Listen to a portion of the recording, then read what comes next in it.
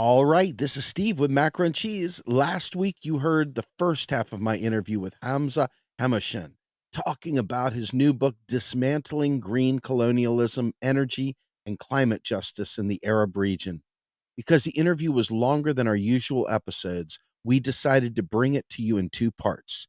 And I just want to point out that many podcasts divide their episodes, but they put the second half behind a paywall. We don't do that at Macro and Cheese, but we really rely on your support. To help us, please go to patreon.com/realprogressives. Here is part two, the continuation of Dismantling Green Colonialism with Hamza Hamouchene. I want to add some context to this because when we talk about the global north and power and empire, the United States is at the top in terms of pulling the strings through the IMF. It has veto power through all these different extra governmental agencies and groups that impose so much pain on the rest of the world. That is the long arm of US imperialism. And every time I hear someone outside of the US talking about this, I feel remiss to say that the US does it to its own citizens as well. In Seattle, in San Francisco, we have the most extreme inequality. We have parking lots that have been set up for people that are making professional white collar class salaries that have to live out of their cars. We have schools that are underfunded, and we blame the people in those communities for their lack of production in scholastic activities. We give them horrible, non nutritious food, and we wonder why the children act out. We release them into a society that we have purposely made so brutal and absolutely impossible to survive. You've got a felony, you can no longer get a job. You have bad credit, you can no longer get a house. And this is imposed on its own citizens. This is capitalism at home in the US. Now, when you say, Mr. US, why don't you care about the North African communities you're destroying? Why don't you care about these impoverished nations that are being crushed by your neo-colonial aspirations? Why don't you care about us? And you look at how they treat their own, and you have to wonder, do you really think, without a revolution of some variety, that these people in power that have all the capital and have all the ability to use the military to destroy whatever stands in their way, do you really think they're going to hear us without a credible threat? And I say this because democratic institutions are laughable. In the United States, the Democratic Party fought in court in Florida that the Democratic Party has no responsibility whatsoever to even run a primary, much less honor the results of one. And so we mustn't delude ourselves. We've got to open our eyes and see the impact of our selective silence for the good guys of Party A or Party B, when in reality you have no access to them to begin with. They are doing unspeakable damage around the world. So how, in that framework, can we ever expect the US to act on any of these things without a countervailing force? I'm hoping at some level that the BRICS Plus provides that, but I know what a military that has 900 bases around the world means. I understand what we've done every time there's been pushback in the Arab world. I know what's happened in South America. I know what's happened in Africa. Ultimately, we've got to really speak truth to power. We've got to understand that we're not going to vote our way out of this, that there is a serious crisis occurring. Fadl spoke about climate migrants and climate refugees and people having to survive and leaving their homes. And you've got, once again, Joe Biden pushing to build a wall, blocking off Mexico. This is what Trump pushed. And now Biden is doing the same thing. You said specifically, this book is written for activists to do something with, not just to read and kick their feet up and enjoy it. It's a good book. You'll enjoy reading it. But this is very serious reading. Green colonialism, aka riding on green capitalism and extractivism, isn't going away on its own. Power gives nothing without a credible threat. What are your thoughts? Very good reflection, Steve. I think there is a lot of things to unpack in what you said, and I'll attempt to share some reflections about a way out of this multidimensional crisis of civilizations that we are going through. But I think we need to say something at the outset. Finding the solutions or proposing solutions or building them needs to come after reckoning with the realities that we are going through, even if those realities are bleak. And this is the situation, and we need to be honest and upfront that we are going through some shit at so many levels. The capitalist imperialist system that we are living in has proven that it's not fit at the political, at the social, at the health level with the pandemic, at the environmental and climate, at the food. It's creating crisis after crisis, war after war, starvation and famine after the other. So it is clear that this system is not working. A lot of people before us, and right now, and I'm sure in the future as well, they are thinking of alternatives and they are trying to build them. It's not as if we don't have ideas about the word we want. Personally, I'm an eco-socialist. I think that eco-socialism is the alternative, but I don't want to impose my view on others. I'm there with you. Yeah. Some people choose anarcho-syndicalism. Some people tell you it's the social solidarity economy. But I think there are some convergences that can happen in order to build a momentum around the alternative. But to move towards, let's say, a vision of emancipatory or liberated futures that we want, let's call it in general like this, to not alienate some listeners who are not eco-socialists themselves. It's okay. We can disagree, it's fine. But to move there, we need a plan for that transition. We need to talk about transition politics because change cannot happen overnight. We know that that's what we want, but how do we get there? And what is the reality right now? What is the balance of forces? What are our tactics and strategies? And more importantly, who are the actors that would realize or achieve that change or implement that change or implement those strategies? What are the global alliances and the coalitions of working people from the urban to the rural spectrum? There are a lot of working people there. The small scale farmers, the pastoralists, the unemployed, the precariat, women collectives, street vendors, urban workers, industrial workers, academics, students, trade unionists. So all these people, they need to come together within that vision, not just at the national level. Of course, it needs to start at the national level in each country. This is primordial, but then it needs to go beyond to the regional, to the international, to the global, in order to not reproduce imperialism in other forms. That's what we need to be internationalists. That is like fundamental. We need to understand what is happening in other parts of the world and what are the impacts of our own governments, especially if they are imperialist or big empires like the United States. How do we take power? How do we build power? These are all important questions that we need to grapple with. And the Arab region can be a site of important lessons on how to move forward in those terms, because there are some specificities in the region. Any region has its own specificities and unique features. The Arab region is one of those.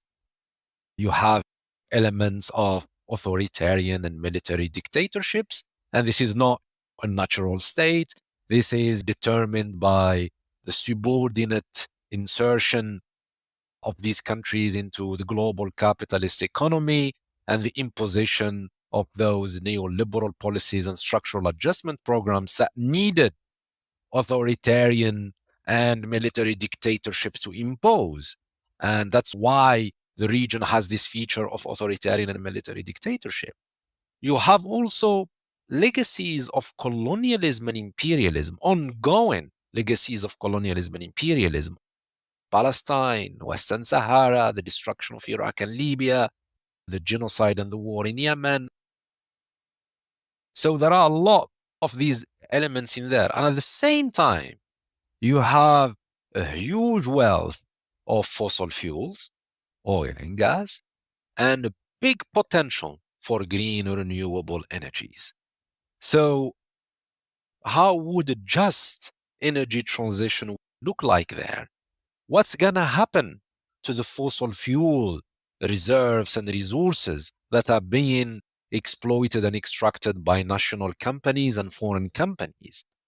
Who's going to control and own the renewable energies? So these are all fundamental questions that we need to grapple with.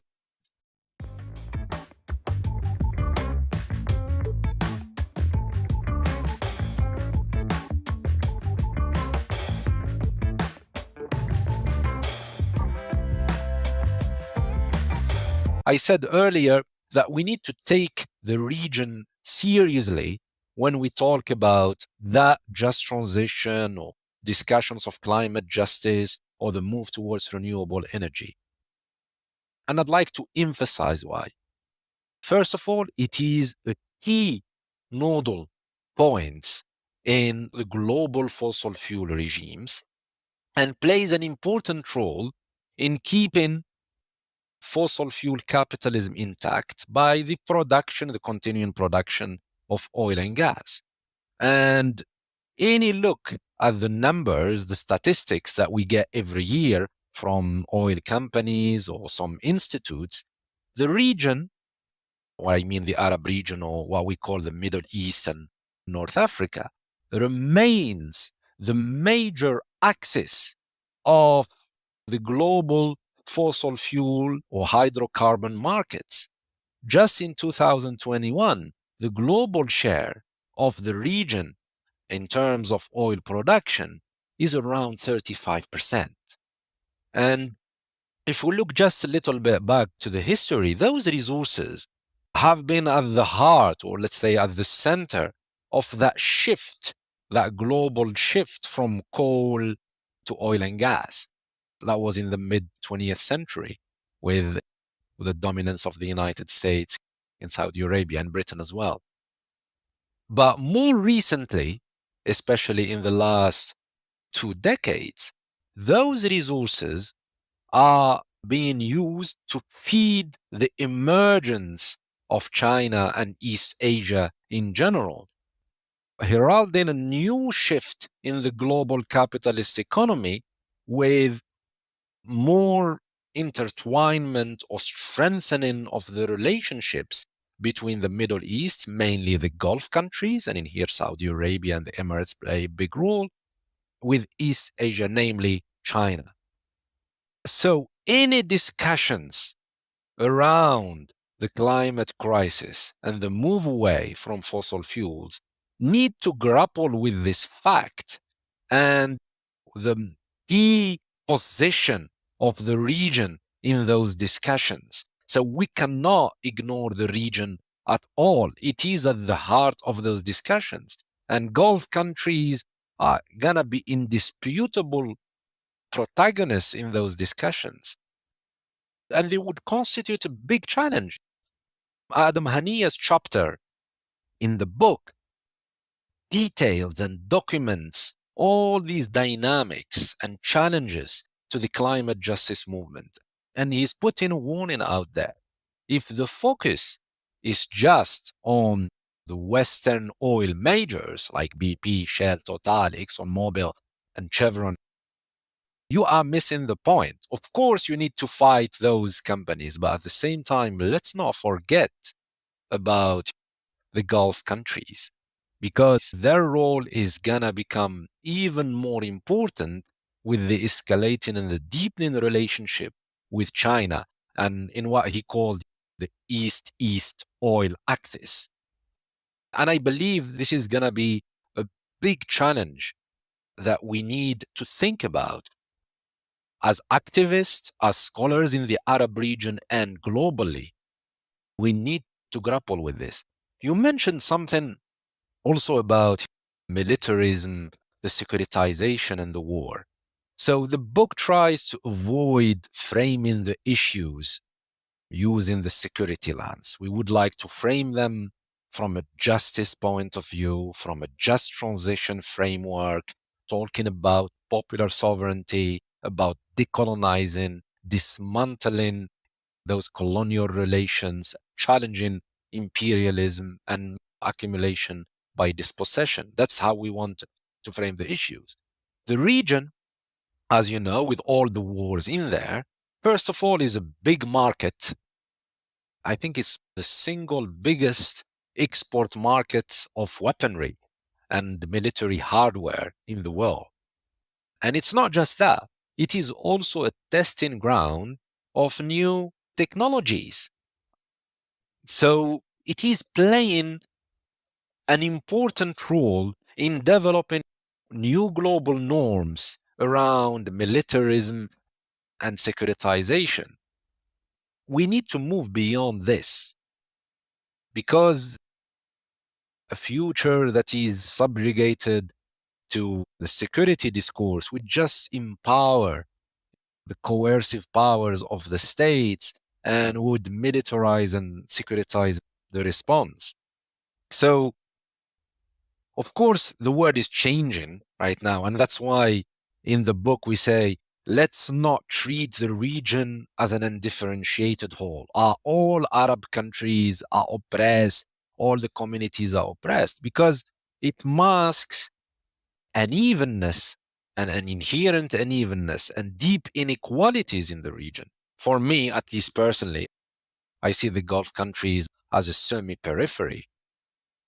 They're not exploited as the others. On the contrary, I see them as sub-imperialist forces.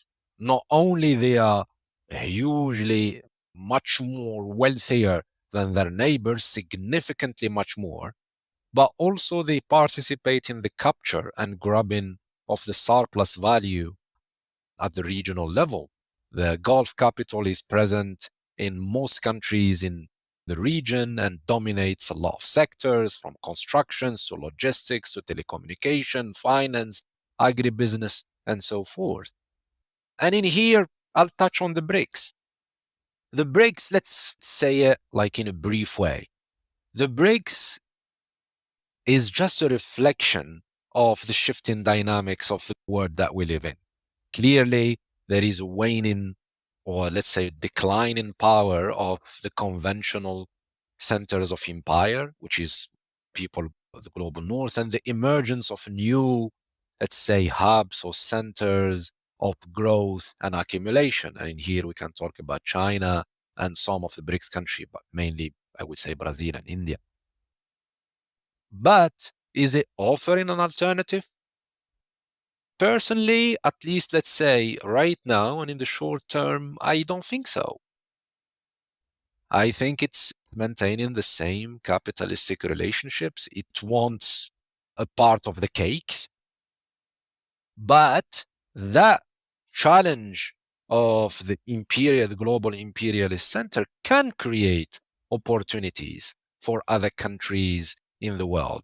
And in here we can see the third world, even if it is a different era and a different vision, but it offered some room for maneuver for some countries to benefit of those shifting power dynamics, to play both sides.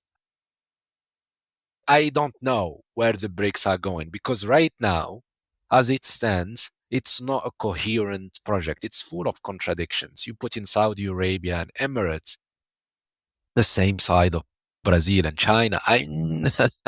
I'm not sure. I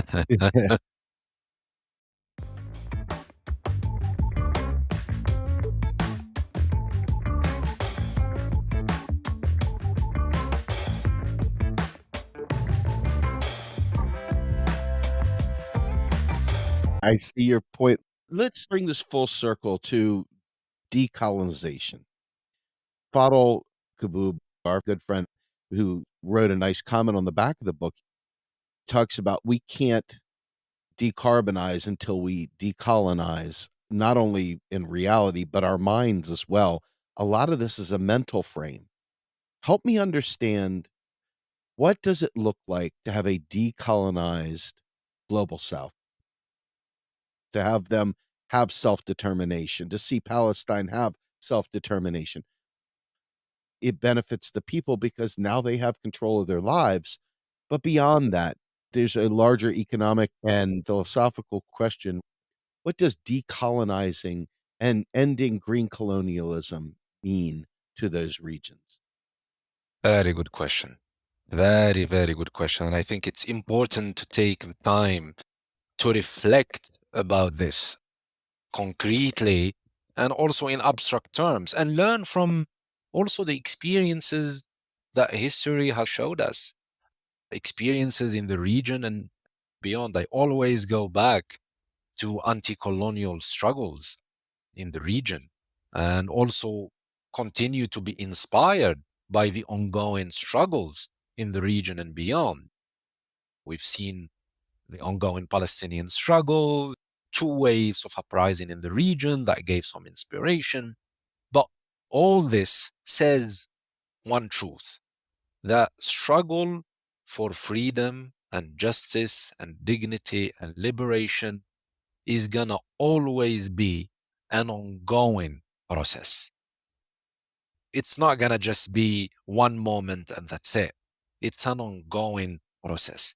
Algeria was colonized for 132 years under brutal, racist settler French colonialism. But at the end, it gained its own independence. Is it totally liberated right now? Not really. It is run by a military dictatorship with its own contradictions, with thefts of resources, with repression and suppression.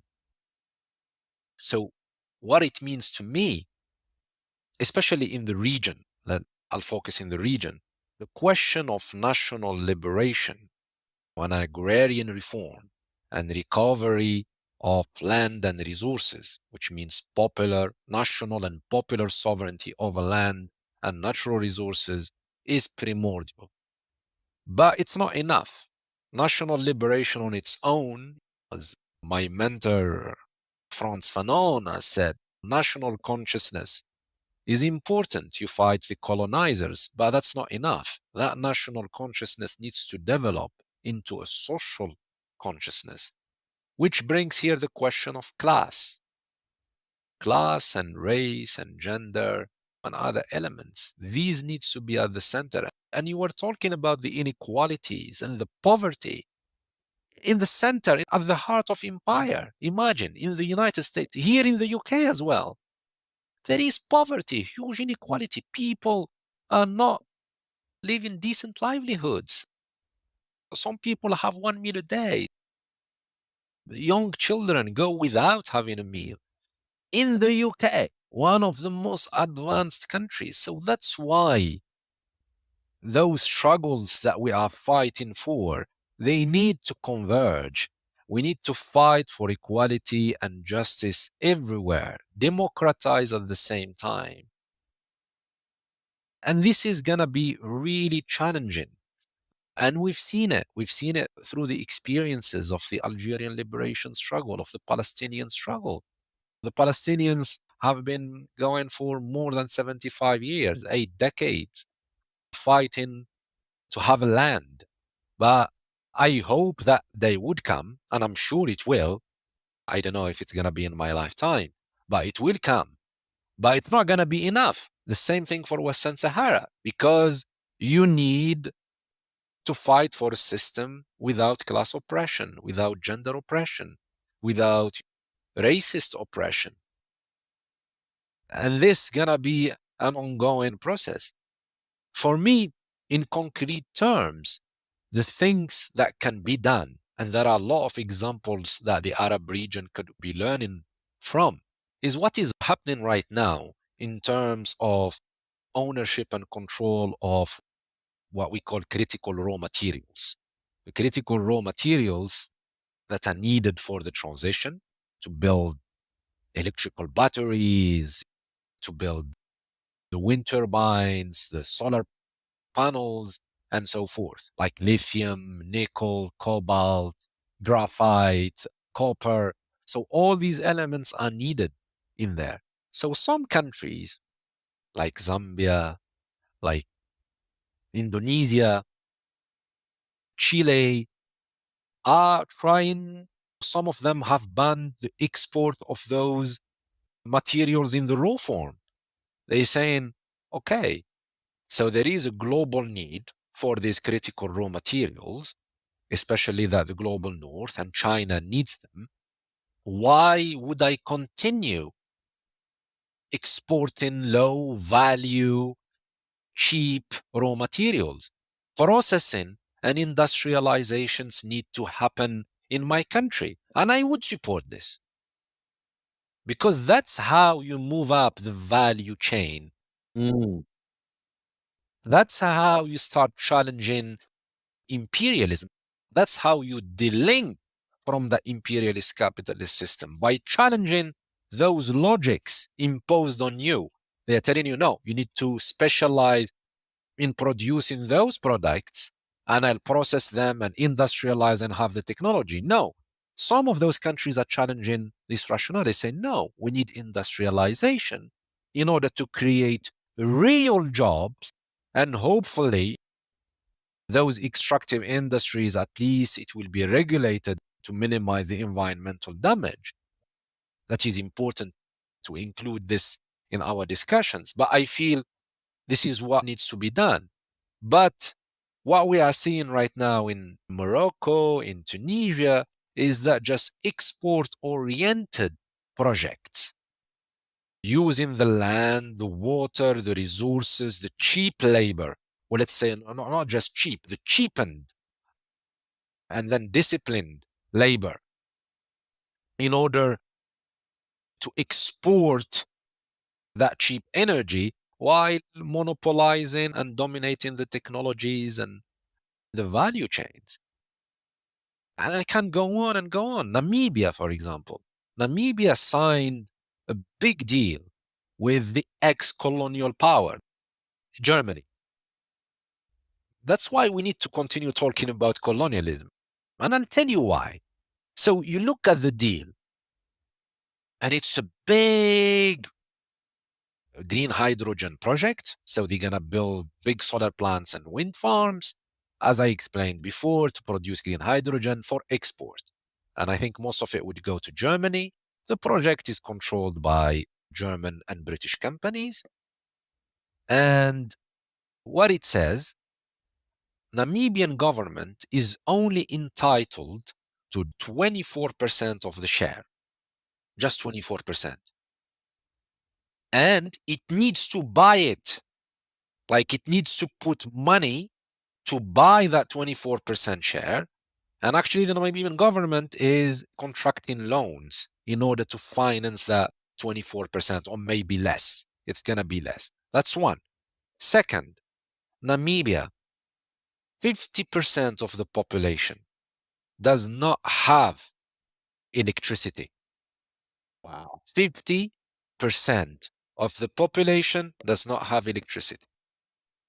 And it gets most of its electricity from South Africa. So it imports its electricity. So let's just go back to the process of how green hydrogen is being produced. So they're gonna build solar plants and wind farms. They're gonna produce green electricity. But instead of using that green electricity to provide their own populations, to give them decent, cheap, affordable green electricity, to achieve some kind of self-sufficiency in the electricity and energy production, what they want to do with this project is use it to produce green hydrogen for export. Does that make sense to you, Steve? Not at all.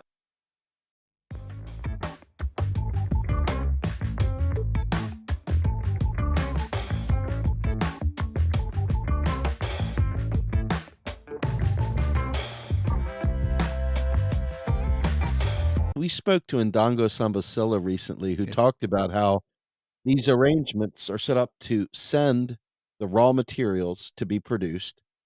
Then they have to buy back their own stuff, and all the extraction of the profits, the surplus value, goes to the corporations outside of the country. Yeah. That none of the benefit is kept locally. This is insane. Yeah. That's what we talk about decolonization. And I agree with Fadl. You cannot decarbonize without decolonizing the systems, without having food, energy, and land sovereignty, without trying to industrialize and move up the value chain, without radically transforming your economies. But this can't happen overnight. This needs building power, building the alliances between working people, and moving towards that direction, converging the struggles and building the intersections between food sovereignty, climate justice, social justice, workers' rights, women's rights, minorities' rights, and democratize. And that takes ongoing struggles. And that's what we've seen. It's not easy because the empire will come down on you. They wouldn't accept. They would use all the tools that they have, first of all, to sue you into international courts if you dare to use your own resources to industrialize. And actually, that's what the EU has done with Indonesia in the World Trade Organization. They are trying to sue them there. They said, no, you cannot send us the raw material. Imagine. Huh? So that's why the trade architecture needs to be changed. This is a colossal task for humanity, and it cannot just done by some people in one country. It should be done by people in the US, by people in Algeria, people in India, people who embrace the vision of emancipatory futures, of eco-socialism, of just transition, of global justice. I think it's going to be a long-term process. I believe it is needed because right now we are going into the abyss with the escalating climate crisis. And we are seeing how the forces of empire do not give a shit about people. They are launching war after war, war in Ukraine, war in Palestine. They are abetting and supporting populist, fascist, and genocidal regimes everywhere. They are continuing the same patterns of dispossession and plunder and calling them green capitalism and sustainable development. And that's what the book is trying to challenge and to say, look, guys, this is happening in the Arab region, and it's also happening in some other parts of the world. You need to take stock of that. So those dynamics are not reproduced in your areas. And they can happen in the north or in the south. It can happen in the US, in the land of indigenous communities, or in the areas where black and brown and white working people live. That's what tends to do. That's why the just transition need to be a class issue. It is a gender issue. It is a race issue. It is a decolonial issue.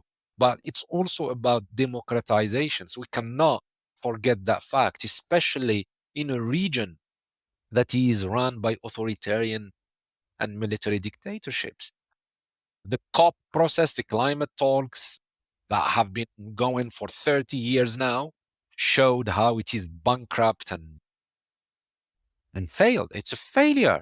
And Greta Thunberg, the Swedish activist, said 30 years of blah, blah, blah, blah. And I agree with her. Because first of all, it has been hijacked by corporate and private interests. The fossil fuel industry is huge there, is sending all its lobbyists, and they are promoting the false solutions. They tell you carbon trading, net zero, nature-based solutions. And yeah, it's bullshit. If it worked, if it worked, the carbon emission should go down. They didn't. So it doesn't work. I think that's clear. Those solutions do not work. But those false solutions are not just put forward by Western companies. Right now, you have Emirati companies. There is an Emirati company called Blue Carbon, championing some conservation projects and carbon trade or carbon offsets. That's how they call them. Mm. Basically, pollution permits, selling pollution permits. So it has big projects. It acquired huge swaths of land in Liberia and Zimbabwe.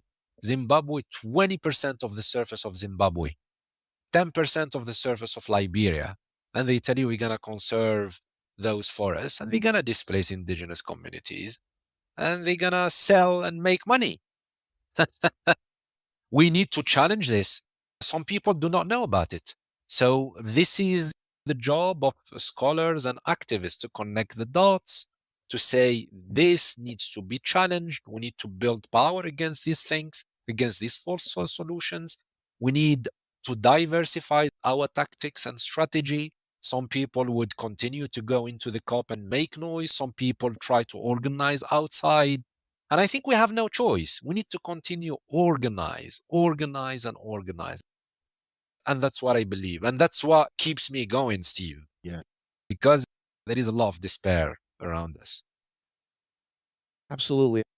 One of the most important things that we can do right now is educate one another, is to provide information and to share information. Social media, which had previously been such a tremendous path to share mass information, has now been stifled to the point where it requires a concerted effort to get your message out there. I hope folks take this podcast, share it around. On our website, when you open up this podcast, there's a transcript and extras that will tie in the links and the various things that you've heard Hamza speak to in this conversation. We do it every episode. So please use this as a tool. This is our effort to provide information. So please help us share this around. Hamza, your final thoughts. I think I would, first of all, thank you, Steve, for inviting me and giving me the opportunity to share those reflections. I think it has been a fascinating discussion. And as I said, the book is a tool for activists, scholars, students who care about social, environmental, and climate justice in the world to deepen the discussions around those questions and to ask the right questions. Who owns what? Who does what? Who wins? Who loses? And we need to ask energy for what and for whom, and who controls it and who owns it. And it's not about asking those questions for the sake of writing articles or academic papers. No, it's about analyzing the dynamics of capital and imperialism and how it works in order to build a better world, uncover its deceptions under the guise of the green economy and the sustainable development paradigm, and challenge those neoliberal and neocolonial agendas, and try to build the alliances. That's important. We need to build the alliances, and that's a messy and difficult and challenging task, is building our movements to take power, to challenge capital accumulation, to challenge the decarbonization by dispossession, to challenge dispossession to occur. And I think these are the elements that the book is trying to push forward. Let's cut through the mainstream bullshit and the liberal discourse about human rights and inclusivity that showed its bankruptcy in the Palestinian cause. Western powers are calling, basically abetting and supporting genocide. And I think Palestine always, it's dominating my life right now. So I cannot think of anything without thinking about the plight of Palestinians, children, women, and men, and elderly who are suffering under the Israeli genocidal campaign. So my thought and my solidarity to them and to all the activists and the defenders of human rights, true human rights, and environmental and social justice in the world. Like in my home country, Algeria, I have a friend who is an environmental defender who participated in the latest uprising in Algeria in 2019, and he lies in the jails of the Algerian military dictatorship. So it's about how do we connect those struggles. And for me, they are connected. You need to fight at several fronts with others. Don't think individually, think collectively. Join organizations around you. Try to strengthen them. Point out some of the blind spots. And then let's avoid sectarianism. Let's avoid polemics because it's divisive. It fragments our movement. Let's not lecture others of how to be much more radical. I'm tired of those discussions, Steve, you know? But for now, you can purchase the book at Pluto's website. It's on a 30% discount using the code GREEN30. I hope you will enjoy it. I hope you will find it an interesting read and find some inspiration for your ongoing struggles. And thanks a lot. Thank you so much, Hamza.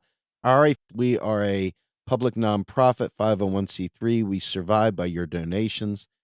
Please donate to the cause if you can at our Patreon account. That would be patreon.com/realprogressives. And Hamza, thank you once again for being such a wonderful guest. And I look forward to having you at a future RP Live. And hopefully we can do a book club with all of our volunteers and our supporters out there so we can get this information out far and wide. So thank you so much for being with me today, sir. We will do, Steve. Thanks a lot. And this is, I think, a great podcast and fascinating discussion. Thanks a lot.